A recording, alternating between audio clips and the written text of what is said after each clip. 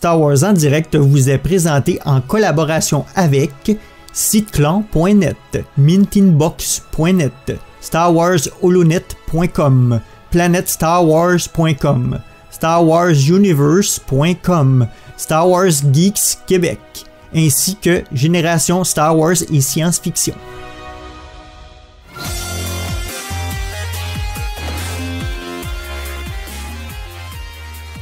Bienvenue à Star Wars en direct, la voix du fandom Star Wars pour cette édition littérature qui sera consacrée au livre Queen's Peril d'Emily Kate Johnson. Ici Francis et pour discuter de ce livre, je suis accompagné de la charmante Cécilie Allaire. Bonsoir Cécilie. Salut Francis, salut tout le monde. Donc, quoi de neuf côté Star Wars pour toi, ma chère dame? Pas grand-chose. J'ai par la lecture de Queen's Peril, puis j'ai commencé Alphabet Squadron, le premier, pour pouvoir lire le deuxième quand il va sortir.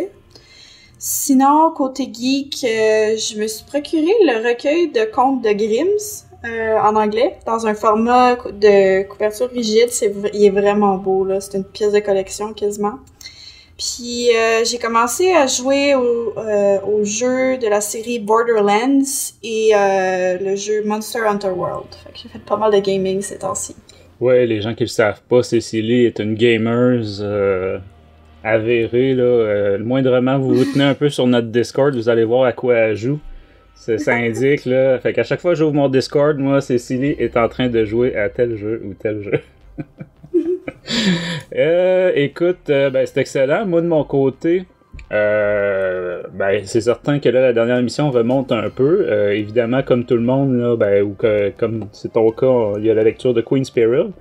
En vue de la sortie toute prochaine de la deuxième volume, si on peut appeler ça de même, là, de la trilogie Alphabet. Donc ça s'appelle Shadowfall, le deuxième. Donc, je suis sur la lecture du premier volume en français cette fois-ci. C'est un livre que j'avais adoré en version originale l'année dernière. J'avais fait une très bonne critique là, avec Jean-François. Donc, et ma lecture en français me reconfirme, en fait, là, non seulement je baisserai pas ma note, mais je pense que je l'augmenterai. C'est vraiment c'est un livre d'Alexander Freed, donc un auteur que j'aime beaucoup. Et ceux qui s'ennuyaient de la série à l'époque, là, des X-Wing, des Rogue Squadron et compagnie, là, on est tout à fait dans ce style-là.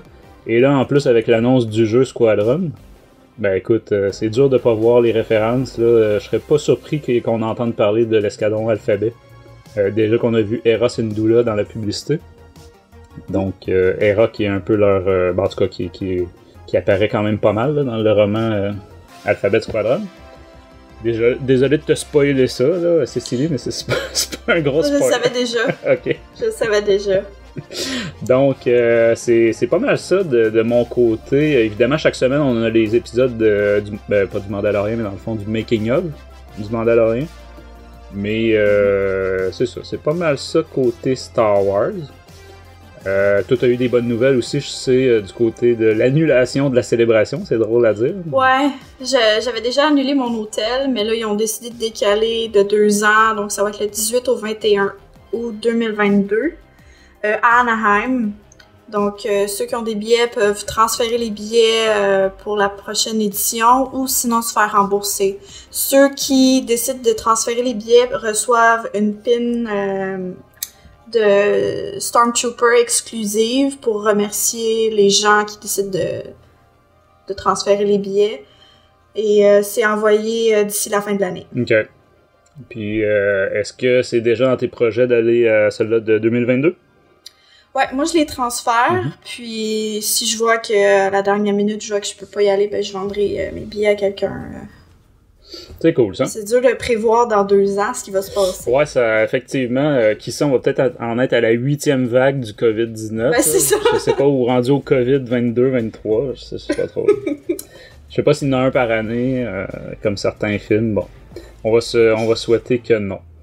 Une petite pas rétrospective, mais bref, nos émissions récentes, dans le fond, on peut mentionner justement la rétrospective sur Shadow of the Empire. Jeff, Julien et Malgus qui ont fait une super job, qui ont donné envie à beaucoup de monde, comme moi, qui avait abandonné les légendes de s'y replonger, au moins pour cette série-là. Je crois que tout à coup, le livre et les comics de Shadow of the Empire sont devenus populaires au Québec. Là. J'ai vu ça un peu partout sur Facebook. Les gens qui étaient fiers de dire regardez ce que je viens d'acheter grâce au gars de Star Wars en direct.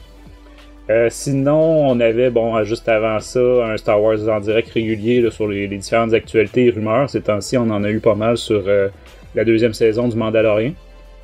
Donc, reste à voir qu'est-ce qui va être vraiment confirmé cet automne quand on va écouter ça. Et on a eu notre dernier épisode des capsules YouTube de Star Wars 101. Cette fois-ci consacré à la Confédération des systèmes indépendants, donc les séparatistes, à savoir, est-ce que c'est vraiment les vilains de l'histoire? Est-ce que c'est vraiment le camp là, des vilains dans la période prélogique? Donc, Danny a été surpris de cet épisode-là en me disant, coudonc, on dirait un mini-cours accéléré de sociopolitique et philosophie. C'était pas nécessairement ça le but, là. Mais bon, j'imagine que comme je suis à la base, je suis politologue là, de formation, peut-être que c'est ça. Je fais ça sans le vouloir. Bref, on vous invite à aller voir ça, un petit 5 minutes quand même bien plaisant.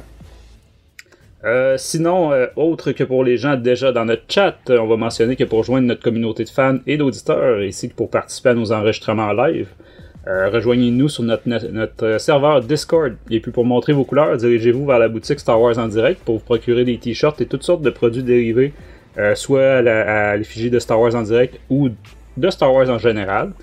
Moi justement par exemple, j'ai en ce moment un t-shirt produit par Danny, notre leader suprême. Dans le fond, c'est un mash-up du logo classique là, des Space Lego, donc des années 80 là. Et un mash-up entre ça et l'explosion dans le fond de l'étoile de la mort dans le plus vieux le Star Wars original qu'on appelait la guerre des étoiles avant la naissance à Cécilie. Donc je vous invite à aller faire un tour sur notre boutique. Tu vois, à toutes les émissions je plug le fait que tu es la plus jeune de l'équipe, Cécilie. Je suis pas si jeune que ça. Ben maintenant il y a ma fille qui fait de plus en plus d'émissions là, qui est quand même beaucoup plus jeune que toi. Mais bon. Ça fait juste nous rappeler que nous, on est les vieux grincheux. Bref, on va en profiter aussi pour remercier nos partenaires Mint in Box, Star Wars Holonet, SiteClan.net, Planète Star Wars, Star Wars Universe, Star Wars Geeks Québec, ainsi que Génération et Science-Fiction. Et sur ce, Cécilie, on va passer en hyperespace. Oh crap! Prepare to jump into hyperspace on my mark. All right, stand by.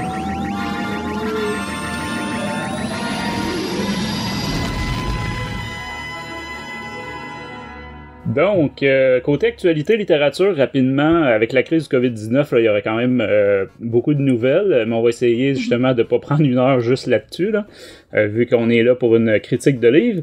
Mais on va mentionner, je te laisserai peut-être aller, Cécilie, tout d'abord, avec des dates qui ont changé pour beaucoup de choses.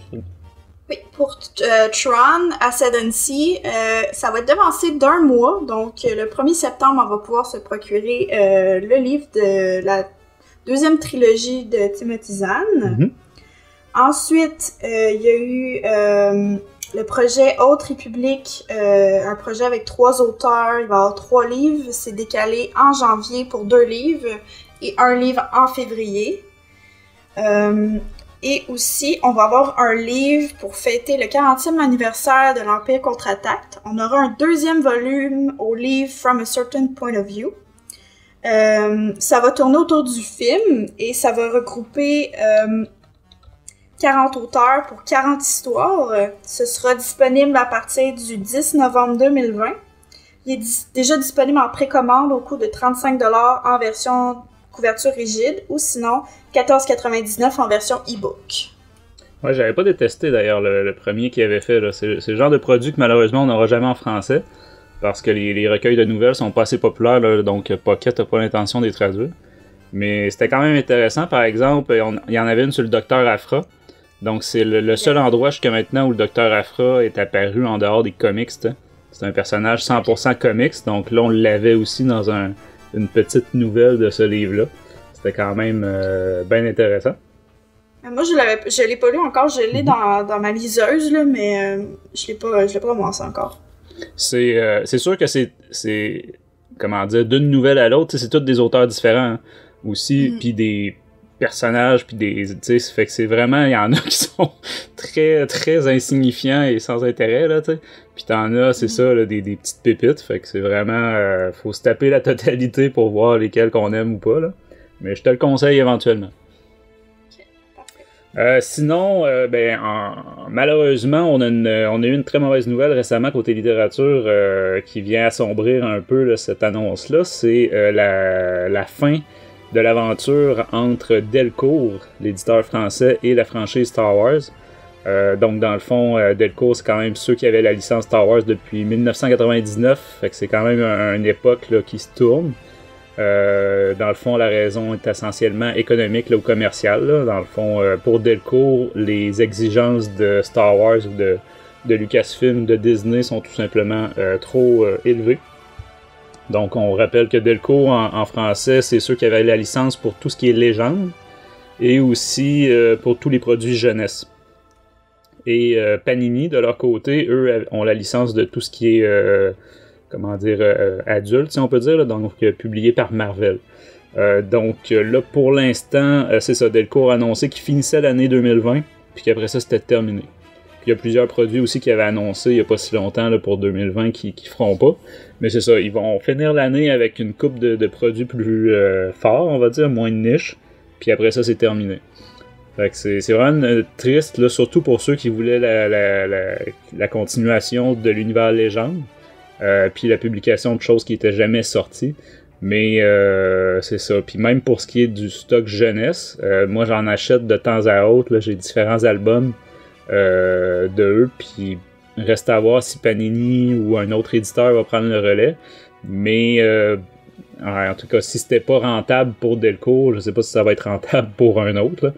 Bref, ça reste à voir ça va être quoi la suite de tout ça, mais c'est quand même malheureux parce que Delcourt faisait justement des très bons produits en termes de qualité. Puis des produits un peu plus de niche, mettons, là, tu sais, fait que pour un collectionneur comme moi, ben c'est sûr que c'était parfait. Puis il y avait un service parfait aussi, il était toujours présent dans toutes les conventions, etc., répondait aux questions. Fait que un peu plate de ce côté-là, mais ça fait juste exposer un peu plus à quel point Disney est peut-être un peu trop gourmand auprès des différentes compagnies. Parce que c'est ça, on n'est pas tous aux États-Unis. Et sinon, nouvelle un peu plus positive, certains le savent parce qu'ils l'attendent avec grand intérêt, la sortie d'Ahsoka de E.K. Johnson aussi là, en version française pour le 2 juillet. C'est un livre, ou plutôt une version française qui a connu toute une saga là, qui a été reportée plusieurs fois. Et là, plus récemment, c'est en raison de la COVID-19 qui a été reportée. Donc cette fois-ci, c'est bel et bien pour le 2 juillet. Et on a un super concours, dans le fond, à vous proposer. En partenariat avec Pocket Imaginaire, Star Wars en direct vous offre la chance de gagner un des 3 exemplaires du roman de Ahsoka de E.K. Johnston, en version française, encore une fois, comme je le disais. Pour participer, dans le fond, vous aurez du 2 au 10 juillet pour commenter notre publication Facebook, qui va aussi apparaître, vous allez voir, les liens vont être sur Twitter, Instagram et compagnie, tous les réseaux. Et aussi pour aimer la page de Pocket Imaginaire. Donc, commentez notre publication et aimez la page de Pocket Imaginaire. Dans le fond, il y aura un tirage au sort là, parmi tous les participants. Évidemment, le petit astérix, c'est ce concours est ouvert seulement aux résidents de France métropolitaine. Donc, c'est le même principe que pour la vente de livres, hein, malheureusement. S'ils peuvent pas les vendre en Amérique, ils peuvent pas les faire tirer non plus. Bref, c'est quand même un concours bel fun. On remercie Pocket pour cette association-là et on vous invite à surveiller ça pour le début juillet. Sur ce, on va passer vraiment au cœur de notre émission. Et Cécilie, je te demanderais, s'il te plaît, si tu pouvais nous lire le synopsis du livre qu'on va critiquer aujourd'hui, Queen Sparrow. Lorsque Padmé Naberrie remporte l'élection de reine de Naboo à l'âge de 14 ans, elle adopte le nom d'Amidala et quitte sa famille pour le palais royal. Pour la garder en sécurité, elle aura besoin d'un groupe de servantes habiles qui lui serviront d'assistantes, de confidentes, de protectrices, de doublures. Chaque fille est sélectionnée par ses talents particuliers, mais ce sera à Padmé de les identifier. Non, de les unifier, excusez. Lorsque Naboo est envahi par les forces la Fédération du commerce, la reine Amidala et ses servantes vont faire face à leur plus grand défi. Donc, Queen's Peril, c'est par E.K. Johnston, comme j'ai mentionné déjà 2 fois. C'est son 3e livre Star Wars. Et elle avait fait aussi une nouvelle dans le livre dont on parlait tantôt, From a Certain Point of View. Donc, c'était une des 40 auteurs. Le livre se passe en moins 32 côté chronologique, donc c'est un peu comme le synopsis le laisse entendre. C'est juste avant la menace fantôme et un petit peu pendant la menace fantôme. Le livre fait 350 pages en version originale ou 6 heures en audiobook. Et à titre strictement comparatif, c'est pas une suite, hein, on pourrait dire que c'est un préquel à Queen's Shadow. Et pour Queen's Shadow, l'année dernière, moi et Jean-François, on avait fait la critique de ce livre-là. De mon côté, je lui avais donné un 14/20 et Jeff un 15/20, fait que c'est quand même des notes respectables. Donc on va voir cette fois-ci si ça se maintient. On va commencer avec toi, Cécilie. On va commencer par justement une section spoiler, sans spoiler, pardon. Pour tous ceux qui ont l'intention de lire le livre, je vous avertirai quand on va tomber en section spoilers, donc vous pourrez au pire mettre sur pause l'émission et revenir finir ça, comparer votre avis avec la nôtre après votre lecture. Donc Cécilie, qu'est-ce que tu as pensé de cette lecture Queen's Peril? Moi, mon avis est assez différent de toi, Jeff et Danny, parce que j'étais dans le public cible, donc ça l'aidait un peu. Le point positif en premier pour l'audiobook, c'est le fait que c'est l'actrice qui fait la voix de Padmé dans Clone Wars qui narrate le livre. Fait que j'ai trouvé ça vraiment, vraiment cool parce que c'est vraiment la voix de Padmé que t'entends. Ce que j'ai aimé aussi, c'est connaître les compétences des servantes de Padmé. Ils en ont toutes des différences. J'ai trouvé ça vraiment intéressant. J'ai aimé comprendre comment ils s'organisent, puis ils se sont séparés les tâches, puis qu'ils s'organisent pour protéger Padmé. J'ai trouvé le livre assez facile à lire. Ça vise un public jeune, donc c'est pas des mots très compliqués. Mais les choses se passent trop vite, je trouve. Il n'y a pas de temps pour respirer entre comme l'action. Puis, comme j'ai dit, ça vise clairement un public adolescent parce que ça traite de sujets reliés à l'adolescence, comme les premiers amours, les premières règles, sortir sans permission. Tu sais, c'est vraiment... Les servantes, puis Padmé, ils ont 14. Il y a 14 ans, puis il y en a une qui a 12 ans. Donc, tu sais, je peux comprendre pour toi, Francis, que c'était pas des sujets pour toi, là. Non, que je me reconnais pas dans les personnages, tu penses? Non, c'est ça. Ben, de l'autre côté, j'ai une fille exactement de cet âge-là, fait que peut-être que je me reconnais dans le personnage du capitaine Panaka. Ah, ouais. Non, c'est ouais. J'avais pas pensé. Mais ça, moi, j'ai vraiment apprécié le livre. Ça passait quand même assez vite. Moi, j'écoutais l'audiobook, puis je lisais le livre en même temps, donc je suivais, puis... malgré les commentaires et les notes des autres, moi je lui donne un 17/20, c'est-à-dire 85%. Tu vois, là, si Jean-François avait été là, il se serait étouffé avec son breuvage, ça c'est certain. Mais bref, je vais préciser, en fait, Jean-François était censé être des nôtres ce soir, mais dans le fond, à la dernière minute, il a appris qu'il devait travailler là, en temps supplémentaire ce soir. Donc, mais on va quand même... lire sa critique, là, il nous a envoyé ça tout à l'heure. Mais avant, écoute, de mon côté, bon, tout d'abord, en fait, je vais commencer par un avertissement. Une déclaration de transparence, on va dire, là, parce que plusieurs, dans le fond, sont déjà au fait de ça.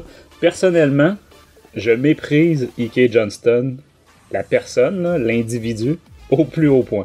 Je crois fermement qu'elle fait honte à la licence Star Wars dans ses interactions publiques. Un peu comme Chuck Wendig, qui avait été viré de chez Marvel, puis mis sur la blacklist pour Marvel pour beaucoup moins que ça. Je veux pas expliquer par contre ce soir le pourquoi et le comment, etc. Parce que les 2 autres occasions où je l'ai fait publiquement, je me suis fait littéralement agresser, traiter de tout et son contraire, accusé de diffamation, tout ça pour avoir seulement cité la personne. Donc un simple copier-coller puis des liens vers son blog puis son Twitter. Fait que bref, Je vais m'auto-censurer volontairement parce que j'ai pas envie de revivre ça encore une fois et puis il y en aurait à dire là, qu'on ferait une émission là-dessus. Puis je veux pas impliquer non plus Star Wars en direct dans cette tempête militante délirante que ça provoque quand on en parle. Mais si le sujet vous intéresse, je vous invite à faire votre propre recherche, c'est pas très compliqué, il suffit d'aller sur son Twitter ou sur son blog, honnêtement. Fait que c'est assez simple. Par contre, nonobstant mon avis sur la personne, je peux très bien apprécier, mettons, la musique d'un Marilyn Manson ou d'un Ozzy Osbourne sans endosser leur dire et leurs agissements. Là, c'est deux choses différentes, puis je sépare très bien les œuvres de Johnston de son idéologie personnelle, que je considère détestable. J'ai d'ailleurs, dans le fond, bien apprécié ces deux romans précédents, Ahsoka et Queen's Shadow. Donc, ceci étant dit, c'est clair. Pour mon appréciation de Queen Sparrow. Écoute, comme tu as mentionné, on parle d'un public encore plus ciblé que le premier. Quand je dis le premier, là, je parle de Queen's Shadow. Queen's Shadow, ça restait quand même le public habituel des young adultes, là, des romans jeunes adultes. Donc, justement, le passage à l'âge adulte, là, la fin de l'adolescence, début de l'âge adulte. Là, cette fois-ci, c'est le passage de l'enfance à l'adolescence. Donc, c'est ça, on est dans... Puis, un peu comme Queen's Shadow, c'est très, très féminin, là, on s'entend. Fait que là, tu sais, le public cible commence à être très, très ciblé, là. Ça c'est... Je pense que tout le monde va l'avoir remarqué. Mais moi, personnellement, c'est pas quelque chose qui va me déranger non plus. Je comprends très bien, si je lis quelque chose dont je suis pas le public cible, ben, je vais tout simplement en prendre acte, puis c'est tout. Tu sais, ça m'arrive de lire les livres, par exemple, qui sortent chez Bibliothèque Verte, c'est vraiment jeunesse, ça s'adresse à des enfants. Tu sais, fait que je prends ça en considération. Fait que c'est pas quelque chose de négatif, c'est juste qu'il faut le mentionner. Tu sais, parce que de la même façon qu'une femme qui se pointe dans un film d'horreur ou un film d'action à la Die Hard, puis un homme qui se pointe pour un petit film romantique au cinéma, tu sais, c'est vrai que les intérêts et les attentes sont pas les mêmes. Du point de vue positif, moi je dirais, j'ai remarqué entre autres l'exploration de la culture de Naboo. C'est quelque chose de bien fun. Ça m'a fait penser entre autres à quelques scènes coupées dans l'attaque des clones. Hein, quand Anakin et Padmé sont sur Naboo, il y avait plusieurs scènes qui ont été coupées là, avec la famille de Padmé et tout ça. Mm-hmm. Donc, ça, j'ai bien aimé. Je mentionnerais que c'est très bien connecté au canon. Donc, plusieurs références que j'ai remarquées, des références à d'autres livres, aux séries télé, par exemple au fait que Obi-Wan avait eu, pas nécessairement une aventure, là, mais une amourette avec Satine dans The Clone Wars. Il y a aussi par rapport à Maître et Apprenti, le livre de Claudia Gray. Et évidemment, plein de références à Queen's Shadow aussi. Et quelques-unes, on va en parler plus loin aussi, mais je dirais à d'autres livres, que je ne veux pas mentionner parce que ce serait peut-être un peu plus spoiler. Il y a une bonne... Puis tu sais, elle est connue pour ça aussi, là, Kate Johnston, elle se documente, elle travaille avec le Story Group beaucoup, tu sais, elle leur demande qu'est-ce que vous préféreriez entre ça et ça, ou avez-vous des suggestions, etc. Fait que c'est quand même, faut le mentionner. J'ai trouvé que c'était une bonne mise en contexte aussi de la menace fantôme, évidemment pour le point de vue de Padmé, là. Mais tu sais, ça nous amène vers la menace fantôme, ça donne envie de revoir le film, etc. Fait que c'est quand même très bien de ce côté-là. Ça, c'était le positif. T'as beaucoup de négatifs à donner? Non, mais c'est pas 14 000 points, là, mais tu sais, déjà de un, il n'y a pas d'intrigue. C'est ni grande ni petite, là, c'est pas... Il n'y a aucune intrigue. Zéro. Ensuite, côté format, c'est court, c'est très court, c'est trop court. Tu l'as mentionné, tu sais, quand tu disais tantôt ça va vite, ben c'est ça, pour moi, c'est le format. Et juste en comparaison de ces deux autres livres, c'est le plus court. Donc, chaque livre qui sort est plus court que le précédent. Puis, tu sais, là, faudrait que je regarde, mais pour ce qui est du canon, là, je pense que ça va être le livre, même chez les young adults, là, pas mal d'un plus court. Là. Fait que c'est sûr que ça laisse pas beaucoup de temps, évidemment, pour développer l'histoire pis tout ça. Mm-hmm. Moi, j'ai trouvé l'écriture maladroite. Je vais pas m'étendre plus là tout de suite parce que je vais en parler plus en section spoilers avec des exemples. Mais c'est ça, j'avais déjà fait un peu cette remarque-là l'an passé pour Queen's Shadow, certaines maladresses de l'auteur. Fait que c'est ça, je trouve que là, ça se représente. Puis tu sais, comment dire, je comprends que là, ça fait 2 livres qu'il a fait sur Padmé, mais tu sais, Timothy Zahn a fait un livre qui est quasiment à 50% sur Padmé, là, je parle de Tron Alliance. Puis tu sais, c'est le jour et la nuit, là. Fait que pour moi, c'est pas tant une question de personnage, là. Vraiment, allez lire Tron Alliance en bonne partie sur Padmé. Puis après ça, les 2 livres de E.K. Johnston, vous allez comprendre la différence en termes d'écriture, là. Évidemment, peut-être que je compare trop à une légende, là. Timothy Zahn est quand même très reconnu. Mais c'est ça, c'est pas au niveau non plus des autres auteurs, je trouve, de la licence Star Wars, comme Claudia Gray, par exemple, ou Alexander Freed, comme je disais tantôt. Et côté logique ou objectif du livre, tu sais, quand tu te lances dans un projet comme écrire un livre, tu sais, c'est quoi ton but, là? Tu veux raconter quoi? J'arrive pas à comprendre. Le choix du placement chronologique aussi, tu sais, on va en parler plus en spoilers aussi, mais c'est ça, c'est le moment où ça se passe, je le trouve étrangement choisi. Tu sais, ça aurait pu débuter plus loin de Menace Fantôme, mais en tout cas, j'ai de la misère à comprendre ce qu'elle voulait faire avec ça. Puis, sur certains éléments, ça m'a donné l'impression d'un travail charcuté. Un peu comme ce que je disais aussi pour l'épisode 9, là, l'ascension de Skywalker, que tu sais, ça allait trop vite et puis ça sentait la coupure de stock tu sais, pour ça je dis charcuté. Là, c'est l'impression que ça m'a donné sur plusieurs aspects. Puis tu sais, bon, peut-être que le fait de savoir que le livre a été reporté aussi, parce que dans le fond, il était prévu quelques mois avant sa sortie finale. Fait que ça sonne un peu ça. Et j'ai appris justement en me renseignant pour l'émission de ce soir qu'il a effectivement été censuré au moins d'un élément. Mais j'ai pas vu d'analyse de tout parce qu'il y avait déjà une version qui avait été diffusée, comme je vous ai dit, il a été reporté, mais il a été reporté à la dernière minute. Il était déjà prévu pour être sorti, fait que là, les gens qui le reçoivent à l'avance, qui peuvent préparer leur critique, tout ça, ils l'avaient eu. Puis c'est ça, ils ont noté qu'entre ça et leur version finale, il y a entre autres une mini-censure. C'est le mot « shit » qui apparaissait pour la première fois dans un quelconque livre ou médium, là, Star Wars. Il y avait dans le livre, je me rappelle l'avoir vu, le mot. Ah, ok, ben tu vois, celle-là, j'ai l'impression qu'il l'avait enlevé complètement. Mais, non, il est là. Parce que d'habitude, c'est souvent remplacé par Poudou, là, tu sais, ou des affaires de même. Mais bref, c'est ça, fait que ça me donne vraiment l'impression, puis tu sais, encore une fois, c'est loin d'être le cas juste de cet auteur-là, là, c'était le cas pour J.J. Abrams. J'ai l'impression d'un travail là, qui a été passé, là, même pas au scalpel, là, tu sais, vraiment passé à hache, là, juste pour rentrer dans un format. Donc, je sais pas trop. Moi, j'ai l'impression qu'il nous manque des sections de ce livre-là. Il y a des affaires, à mon avis, qui avaient été écrites, des chapitres ou des sections, puis que ça a sauté là, juste pour rentrer un peu plus dans un moule commercial, traditionnel. Sinon, ben tout ça, le résultat de tout ça, ben pour moi, c'est un roman beaucoup plus jeunesse qu'un roman jeune adulte. Écoute, comme je disais, là, pour un jeunesse, mes critères d'appréciation vont être différents. Mais là, le fait que ce soit young adult, ça peut pas servir d'excuse, je trouve, pour quoi que ce soit. Chez Star Wars, là, je veux dire, on a déjà Étoile perdue, qui était un adulte. On a Mort ou Vif, qui était excellent aussi. On a Leia, Princess of Alderaan, qui n'a pas été traduit encore, mais qui était vraiment un excellent livre jeune adulte. Fait que tu sais, j'ai l'impression qu'il n'est pas dans la bonne catégorie.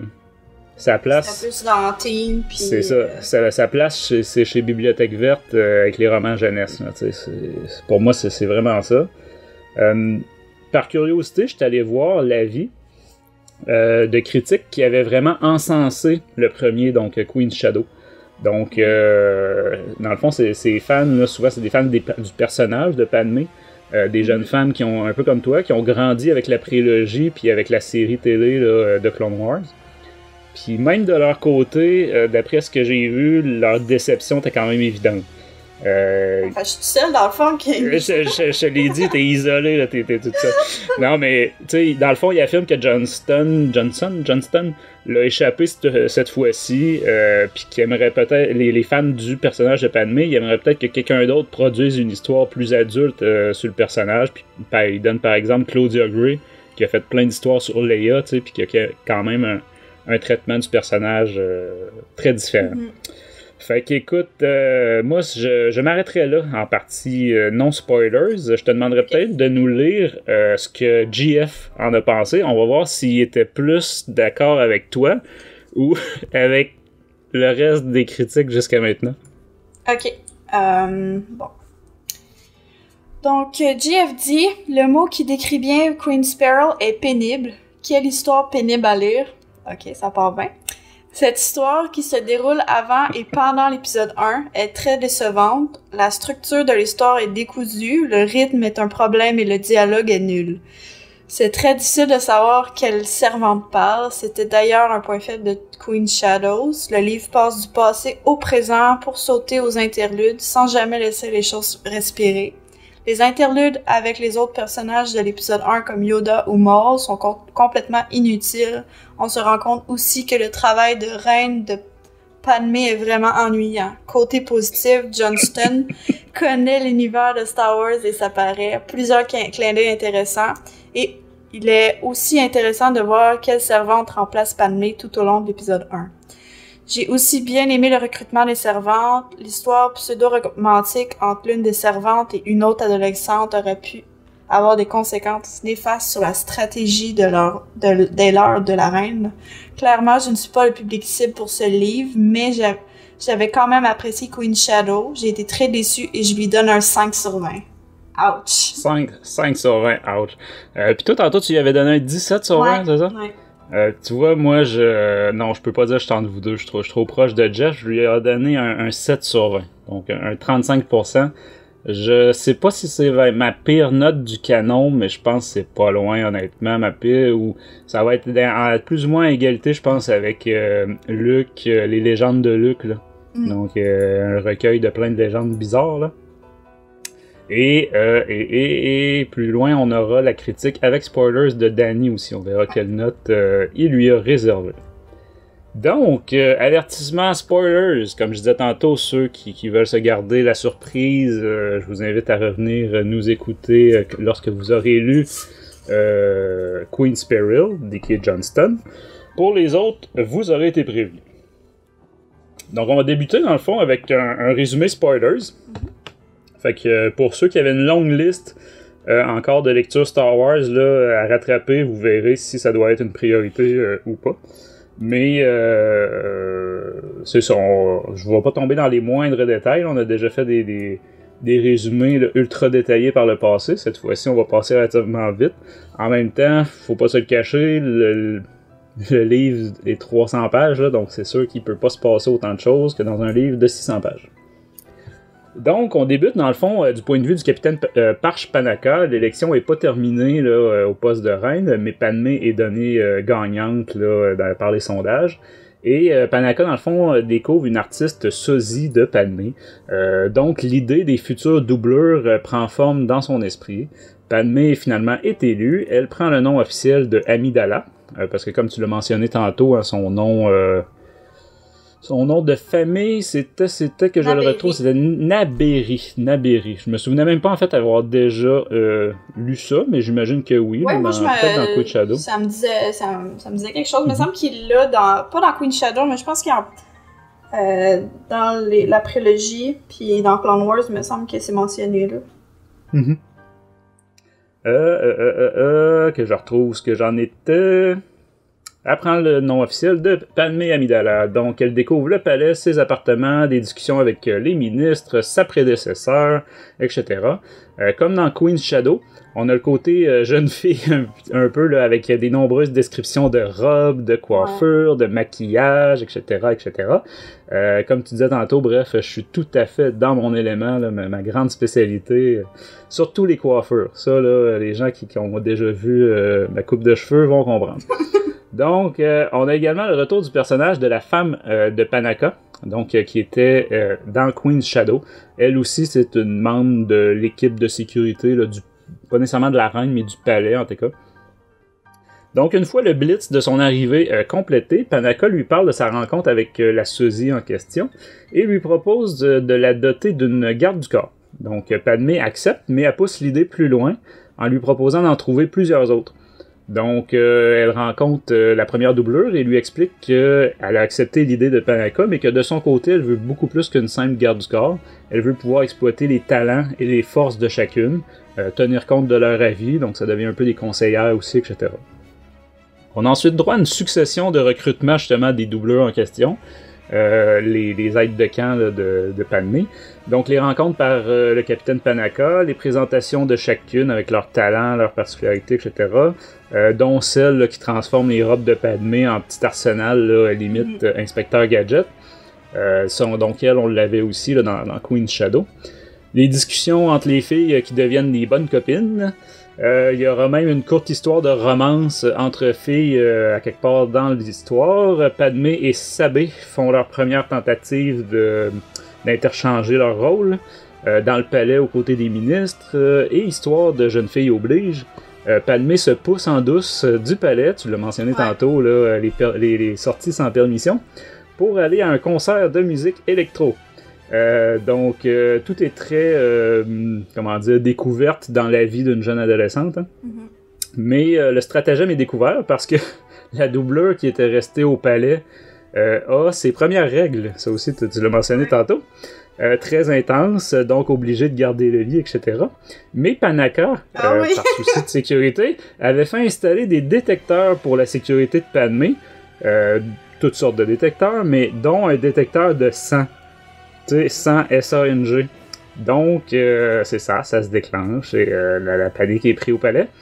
Et sa femme, après ça, se moque de lui en lui disant ben, il y a bien juste toi pour penser à mettre un détecteur de sang dans la chambre d'une jeune fille, d'une jeune adolescente. Puis, c'est ça, il faut mentionner que les reines précédentes à Padmé étaient plus âgées. Donc, c'est ça, et ils avaient déjà eu leur première règle depuis longtemps, là. On va dire ça comme ça. Fait que c'était pas un problème que Panaka avait eu conscience, là, vraiment, par le passé. Bref, c'est cette petite parenthèse, là, première règle de l'adolescente passée. Éventuellement, il y a une sorte de réunion diplomatique avec les sous-secteurs de Naboo. C'est assez politique.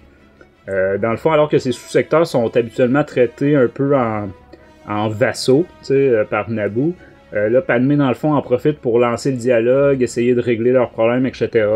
Dans le fond, ça va avec son idéologie, hein, ça fit avec son côté très interventionniste. C'est ce qu'il disait. Elle disait justement que sa prédécesseur était très isolationniste, mais qu'elle, justement, elle voulait rouvrir le dialogue et justement se mêler de politique galactique et compagnie. Donc, c'est quand même intéressant. On découvre des à-côtés là, qu'on connaissait pas sur Naboo, puis tout son secteur galactique. Il y a quand même plusieurs autres planètes. Mais c'est plutôt court. Évidemment, ça va comme le reste du livre. Au travers de toute cette première partie, on a droit aussi à des interludes. Jeff l'a mentionné dans sa critique. Entre autres sur Palpatine, sur Maul, le vice-roi là, Newt Gunray, l'achat, justement, l'achat-fabrication de l'armée droïde qu'on voit dans l'épisode 1, qui s'est fait aussi sur Geonosis. Bref, c'est ça, c'est la préparation de l'épisode 1, on pourrait dire. Une fois cette première moitié réglée, tout à coup on rattrape la menace fantôme. C'est vraiment là, brusque. Ouais, c'est très brusque.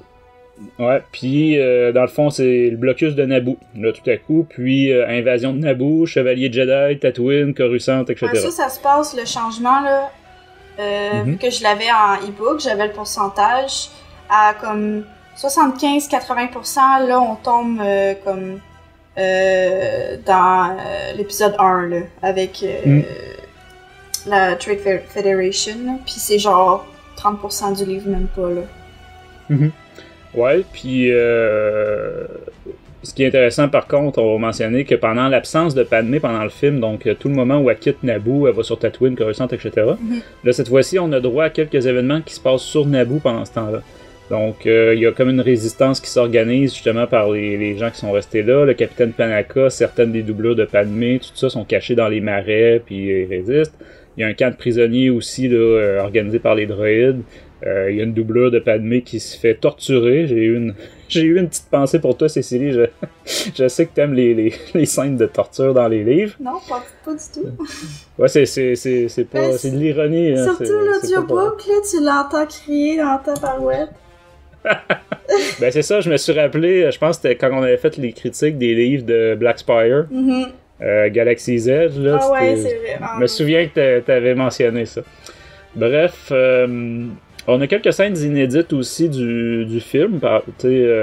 On a une discussion entre Padmé et Shmi Skywalker pendant la nuit sur Tatooine. On a Maul qui prépare son duel à venir aussi. Il étudie le terrain, tout ça. Il y a, dont le fameux long passage là, avec des boucliers énergétiques là, qui ferment à tour de rôle, qui va lui permettre de séparer les Jedi. Sur le coup, ça m'a semblé bizarre un peu quand même, parce que là, ça fait plan vraiment prémédité, alors que dans le film, il a quand même l'air surpris. Si je me souviens bien, il tape même un des boucliers là, avec son arme. Mais bon, c'est un détail. Et étrangement, dans le fond, rien sur Anakin. Mettons, on aurait pu avoir les impressions de Padmé sur le jeune enfant, tout ça. On a vraiment là, pas grand chose sur Anakin. C'est des petites mentions, genre une petite phrase, quelque chose comme ça. Il y a même. Ouais. Je voulais en parler dans la section spoilers. Il y a une phrase, c'est marqué Anakin Skywalker like flying. C'est genre une petite partie, genre random en 2 sections.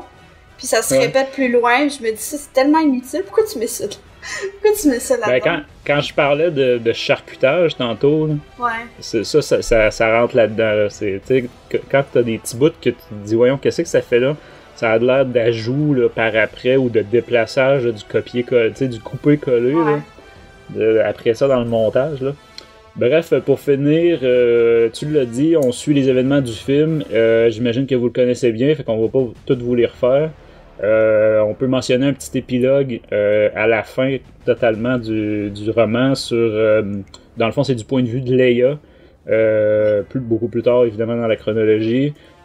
Plusieurs références à Leia, Princess of Alderaan, que je mentionnais tantôt, de Claudia Gray. Dans le fond, essentiellement, le but de l'épilogue, c'est de montrer la similitude de personnalité entre Leia et Padmé. On pourrait résumer ça à ça, là. Mais tu sais, il n'y a rien de surprenant ou il n'y a rien qui change de quoi dans un événement qui changerait le canon. Là. Fait qu'il faut pas non plus là, aller prendre ça absolument. Fait que je te laisserai y aller justement avec ta critique un peu plus en détail, plus spoilers, Cécilie. Moi, j'ai bien aimé les petites séquences avec Darth Maul, Obi-Wan, Qui-Gon. J'ai trouvé que la section Obi-Wan, Qui-Gon, il faisait un clin d'œil à Master and Apprentice. Parce qu'il parle de la relation compliquée entre Obi-Wan et Qui-Gon. Parce que dans les films, on le voyait pas vraiment. Dans le premier film, on le voyait pas qu'il y avait une relation compliquée. Puis c'est juste dans les livres qu'on a vu ça. Puis ça le démontrait aussi dans Queen Sparrow. J'ai bien aimé l'ajout de Yoda aussi. Shmi avec Anakin, même si Anakin on le voyait pas beaucoup. Mais tu sais, avoir le point de vue de Shmi, parce qu'elle parle pas tant que ça dans les films. Des sections hors chapitre sur comment Panaka a réussi à dénicher les servantes, j'ai trouvé ça intéressant, mais mal placé, parce que c'est des flashbacks de quand il les a trouvés. Moi, j'aurais plus mis ça au début, quand il cherche tu sais, pendant que Padmé est en campagne ou elle vient de se faire élire, tu sais, de mettre ça au début, pas genre random à quelques parties de ouais, c'est ça, ça fait une structure coupée. Là, c'est ça, pis c'est même pas dans un chapitre, ça a un nom spécifique, genre distraction ou quelque chose comme ça. Là. Mais l'impression que j'ai, c'est que justement, le problème du thème, c'était la même chose dans Queen's Shadow, c'est que tous les personnages s'appellent presque pareil. Les filles, puis c'est fait exprès, là, c'est expliqué dans le livre, mais ce qui fait que justement, mettons que t'es présente toutes au début, ben là, quand t'en reparles après, ok, c'est laquelle là, qui fait des gadgets, puis c'est laquelle la sculpteur, puis c'est laquelle, tu sais. C'est un peu difficile à mon avis, il y a cet aspect-là, j'ai trouvé aussi un peu tiré par les cheveux les skills des jeunes filles de 14 ans. Là. Puis la façon dont ils parlent un peu, j'ai trouvé ça un peu trop mature, surtout à la fille de 12 ans. Là, je veux dire, moi à 12 ans, je parlais pas comme ça. Non, mais c'est tous des petits génies. Là. Écoute, il aurait tous eu le prix Nobel s'ils n'étaient pas devenus garde du corps de Padmé. Ouais, mais j'ai trouvé ça un peu comme exagéré quand même, un peu. Tu sais, Je pense que c'est Rabé là, qui pique des locks, là, qui rouvre des serrures illégalement. Là. Moi, à 14 ans, je faisais pas ça. Là. Mais... Ouais, ben au moins, il y a la petite référence, tu sais, comme quoi c'est elle qui a appris à Padmé à faire ça. Puis on va revoir Padmé faire ça, évidemment, à la fin de l'attaque des clones. Donc, dans le fond, pour s'échapper là, dans l'arène sur Geonosis. Mais ouais, comme tu dis, effectivement, il y a des affaires, tu te dis, ouais. Surtout par rapport à l'âge. Ouais. Comme tu dis, tu sais, parce que dans toutes les civilisations, t'as plein de justement de petits génies, puis de gens très talentueux, mais là, déjà, il faut que ce soit des sosies de Padmé. Tu sais, puis là, ça donne, c'est ça que c'est des sosies de Padmé, c'est des artistes, là, puis justement des petits prix Nobel de chaque catégorie, là. Tout ça mis ensemble, ben c'est ça fait... mais bon, moi j'ai mis ça dans la catégorie public site visée. Moi j'ai mis aussi le fait qu'on voyait comme l'autre point de vue... dans le film, on voyait Padmé qui s'en va sur Tatooine. Mais là, on voyait comme je pense, son 2 servantes puis la femme de Panaka dans les camps. On voyait ce qui se passait comme sur Naboo pendant que Padmé était partie. Puis aussi, j'ai mis c'était comme, je pense, c'était 2 phrases qui disaient, là, Anakin, il a levé les yeux de son travail et il a vu un ange, là. J'ai trouvé ça un peu cute. Mais encore là, les petites répliques comme quoi il avait volé, je trouvais ça comme inutile. Il aurait pu juste l'enlever. Ou rajouter plus de phrases, je sais pas trop là, comment expliquer ça. Mais ouais, c'est ça. Excellent, tu vois, moi, on a parlé justement de l'arrimage avec l'épisode 1. Moi, j'étais surpris de tomber dans l'épisode 1 aussi vite.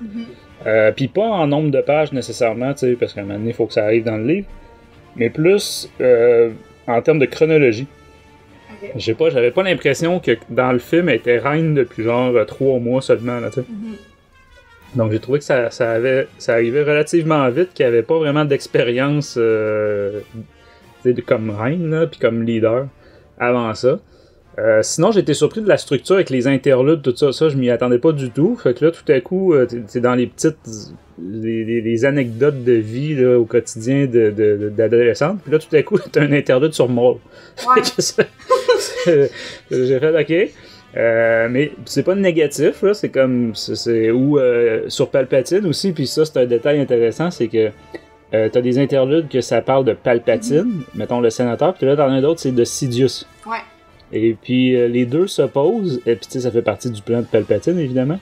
Mais c'est ça, Sidious là, organise avec la Fédération du Commerce, tout ça, tu sais, contre Palpatine, tu sais, puis il parle contre Palpatine. Mais, fait que j'ai pas détesté, mais la structure m'a surpris, puis ça m'a rappelé, ça c'est Chuck Wendig qui avait fait ça dans sa trilogie Aftermath, que tout le monde a un peu dénoncé cette façon de faire-là. Donc, dans le fond, tu lis un livre avec une histoire, puis là, tout à coup, tu as un interlude qui parle de complètement autre chose, tu sais pas ce que ça vient faire là. Bon, là, dans ce cas-ci, évidemment, les interludes, on comprend que... Parce qu'on a vu le film, là, fait qu'on sait de quoi il est question. Mais c'est ça, on n'avait pas vu ça, là, cette structure-là, depuis la trilogie Riposte, et je pense pas que beaucoup de gens avaient aimé, honnêtement. C'est même ceux qui défendaient la trilogie Riposte, et puis je suis le premier à dire qu'il y avait du bon surtout dans les 2 derniers. Mais c'est ça, ce concept-là d'interlude, là, c'est spécial un petit peu. En fait, il paraît qu'il faut relire la trilogie Riposte sans les interludes. Ça a l'air que ça coule beaucoup mieux. Bref, pour revenir à Queen's Peril, j'ai été une dernière petite surprise aussi. Et je sais pas si tu vas l'avoir remarqué parce que t'es quand même, comme je disais tantôt, pas de la même génération que moi puis l'auteur. Mais la référence aux Backstreet Boys. Non. Dans le roman. Non. Dans le fond, c'est que quand les jeunes filles, justement, s'éclipsent pour aller à un concert de musique, tout à coup, un peu sorti de nulle part, ils nous mentionnent le nom d'une chanson. OK? Puis tu sais, un peu sorti de nulle part, qu'on comprend. Puis là, c'est Get Down. Ouais, c'est la seule chanson que je connais des Backstreet Boys. Ça a l'air que je la chantais quand j'étais petite, puis je disais juste Get Down tout le temps. Ben, c'est ça, tu sais. Puis là, tu tu sais, l'auteur est une femme de ces âges-là. Écoute, tout le monde, là... Qui a connu ce phénomène-là, où est-ce que les jeunes adolescentes faisaient du camping devant les arénas. Bref. J'ai pas fait le lien, moi. J'ai trouvé ça très drôle. Ben, c'est sûr qu'avec l'audio, par contre, il y a une autre musique. On n'entend pas les Backstreet Boys. C'est du techno. C'est ça que j'ai trouvé. C'est la première fois qu'on parlait de tout ça. C'était comme un genre de rave, un peu, là. Puis les règles aussi, c'était nouveau. J'ai jamais vu... ça a été jamais mentionné dans les livres ou dans les films. Puis Non, ça, faut avouer que je m'y attendais pas. Puis des suppressants, là, pour empêcher que les filles aient leurs règles. C'est jamais mentionné. C'est comme des sujets comme nouveaux que... Tu sais, ça nous relie un peu à ce qu'on vit pour de vrai. Genre, parce on peut prendre aussi des comprimés pour l'empêcher. Puis, tu sais... Je sais pas, j'ai trouvé ça un peu out of place. Parce... Non. Ben quand on parle de public cible, c'est ça. C'est là que tu comprends que l'auteur, elle voulait passer ces messages-là aux jeunes lectrices. Là, ouais, mais je sais pas si c'était comme... Moi aussi, quand la fille a eu ses premières règles, j'ai dit, mais pourquoi? Non, mais bon, c'est ça. Ben, plus tard, on comprend le but dans l'histoire de ça, mais en tout cas... Écoute, je l'ai mentionné tantôt, mais plus en détail, c'est ça. C'est vraiment trop court. À partir de la moitié, en plus, on est dans une sorte de reprise de la menace fantôme, mais du point de vue de Padmé, des servantes puis de Panaka. Fait que, tu sais, en termes de nouveautés, on va dire, ben, t'enlèves le tiers à peu près que tu disais tantôt, 70... Je pense que c'était 80 ou 75-80% du livre que c'est tout... comme si on veut du nouveau contenu qui se passe avant la menace fantôme, puis après c'est comme 30% du livre qui c'est la menace fantôme. C'est ça, fait que tu sais, comme je disais, là, ça donne pas beaucoup de temps non plus pour développer une grosse histoire. J'ai pas aimé la fin, moi, j'ai trouvé que ça a comme coupé sec un peu, je veux dire, il y a pas de... Ouais, ben c'est ça, tous les événements, en fait, dès que tu tombes dans la menace fantôme, ça va très vite. Parce qu'évidemment, on nous refait pas le film au grand complet. Là, c'est à coup de petites mentions, là, comme tu disais. Mais oui, c'est vrai que ça coupe relativement vite à la fin. C'est ça, quand je disais c'est charcuté là, tantôt. Et tu vois, moi je m'étais noté le cahier de charge de l'auteur. Là, tu l'as mentionné pour les premières règles. Fait que tu sais, c'est ça, les premières règles, les permissions de sortie, la relation avec l'autorité. On a même l'histoire de relations lesbiennes là, qui est là-dedans. C'était nouveau aussi, mais ça me semble, j'en ai pas vu comme de LGBTQ+, je sais pas trop quoi, là. Il y en a pas dans les... Ouais, ben il y en a de plus en plus. Ça a commencé justement avec Aftermath, avec le canon. Okay. Depuis le canon, là, il y a quelques relations homosexuelles aussi entre hommes. Entre autres, justement, dans la trilogie Aftermath. Mais là, tu comprends qu'elle s'adressait aux jeunes filles, fait que les orientations sexuelles, c'est ça. Fait que moi j'ai l'impression que c'est ça. Elle a fait vraiment l'objectif là, guide de l'adolescence là pour jeunes femmes. Là, c'est un petit peu ça. Mais comme je disais tantôt, il y a un côté maladresse dans tout ça, de la manière que c'est amené. Souvent, on a l'impression que ça sert pas l'histoire. Ouais. Tu sais, que c'est comme... moi, j'ai aucun problème là, que tu passes des messages quand que ça sert l'histoire, quand que ça coule tout seul, quand ça te sort pas, tu sais. Fait que... Puis, c'est ça, je finirais justement que c'est plate, mais l'idéologie de l'auteur est pas subtile pour deux scènes là-dedans, là, quand vous la connaissez. Au moins cette fois, par contre, il n'y a rien qui nous fait réellement décrocher de l'immersion. Une référence directe à notre monde réel. Justement, dans Queen's Shadow, il y avait un moment MeToo là, complètement maladroit, là, sorti de nulle part. Là, à peu près tout le monde l'avait remarqué. C'était vraiment sec. Là, tu savais pas de qu'est-ce que ça faisait là. Puis, 2 lignes après, t'étais passé à autre chose. Mais fallait le mentionner. Là, fait que là, t'as pas ça. L'immersion, elle reste. Mais c'est ça, la manière que les messages sont amenés, j'ai trouvé que ça manquait de finesse. Ce qui fait que en le lisant, tu te sens vraiment rejeté en termes de public cible. Tu te sens vraiment pas juste pas concerné. Tu te sens rejeté. Là, mais bon, comme je disais, moi c'est pas ça qui va venir influencer une note ou quelque chose comme ça. Moi j'ai pris ce livre-là, puis j'ai analysé ce livre-là comme je le ferais pour ma fille, qui est exactement ce public cible-là. Ma fille est au début du secondaire, tu sais, c'est tout à fait cet âge-là. Mais c'est ça, malheureusement, trop de maladresse, un travail peut-être bâclé, peut-être charcuté, je sais pas. Ce serait intéressant d'en discuter avec l'auteur. Bref, je sais pas si tu avais d'autres éléments, sinon je te demanderais peut-être de nous lire ce que notre leader suprême en a pensé de son côté. Et à titre de référence, pour Queen's Shadow, l'année dernière, Danny lui avait donné, lui de son côté, un 14/20 à Queen's Shadow. Bon. Donc, Danny dit, clairement, Queen's Peril n'est pas un roman adulte ciblé pour un public masculin de la mi-quarantaine. J'ai trouvé le début du roman vraiment ciblé aux jeunes adolescentes avec des sujets comme les menstruations, l'amitié, l'orientation sexuelle, les responsabilités, etc. Il y a même un moment où Padmé et quelques handmaids vont à un rave avec le spectacle de lumière et un incident avec du glitter. C'était un peu trop pour moi, mais j'ai continué quand même pour honorer mon achat. Johnston a aussi pris le temps d'élaborer sur l'entertainment des handmaids et leur spécialisation qui forment une sorte de pseudo-troupe de choc, tout usage en support de Padmé. On détecte aussi quelques liens avec le roman Queen's Shadow qui se déroule après. C'est davantage lors de l'insertion des petites capsules avec Darth Sidious, Darth Maul, la Fédération du Commerce et même les Jedi que j'ai senti une amélioration. On se doutait dès lors que nous allions revivre certains moments de la menace fantôme d'un autre point de vue. Ce qui est positif de ce livre, tous les petits clins d'œil au film, comme le blaster caché dans le trône ou la première utilisation des grappling hooks sur la façade du palais. J'ai comme d'habitude écouté l'audiobook et c'était intéressant d'avoir Catherine Taber, voix de Padmé dans Clone Wars, faire la narration. Malheureusement, sa voix aiguë ne se porte pas très bien pour les personnages masculins, mais c'était compréhensible. Bon choix musical d'arrière-plan aussi, même la musique techno pendant le rave était bien choisie.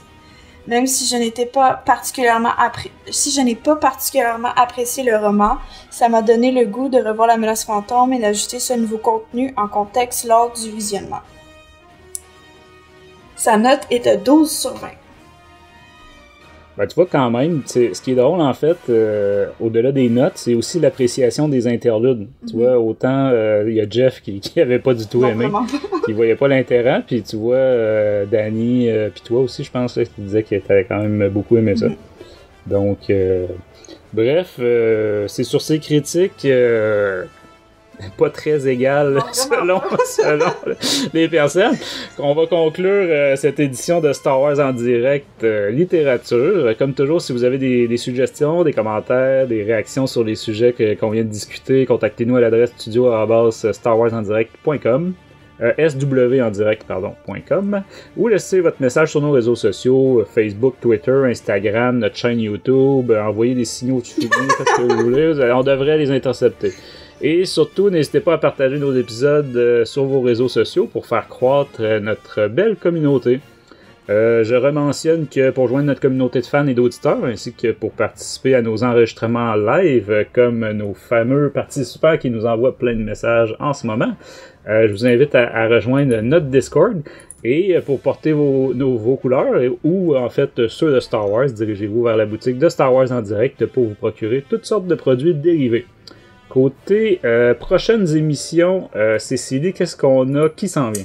Oui, on a un Star Wars en direct édition série avec le making-of de The Mandalorian. On a aussi un Star Wars en direct édition littérature pour BD de l'ère de la République. Et une entrevue avec une créatrice. Ouais, effectivement, c'est Loïc et moi, là, on vous prépare une petite entrevue avec une créatrice. Je veux vraiment pas trop mouiller, même en disant c'est quoi exactement son métier.